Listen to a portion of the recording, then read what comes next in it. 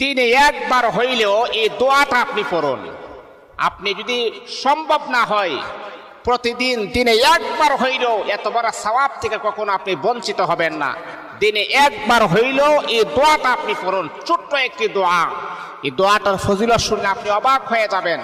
এই দোয়াটা যদি দিনে একবার পড়তে পারেন, আল্লাহ পাক রব্বুল আলামিন এই পৃথিবীতে যত মুসলমান আছে সমস্ত মুসলমানের সমপরিমাণ সওয়াব আমার আল্লাহ পাক রব্বুল আলামিন আপনার মা বাবার আমল নামার ভিতরে আমার আল্লাহ দান করে দিবেন। আল্লাহু আকবার।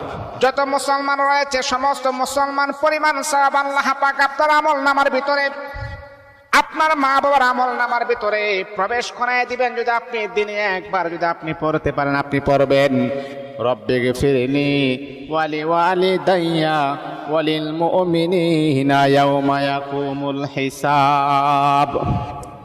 সহজ একটি দোয়া আপনি পড়বেন।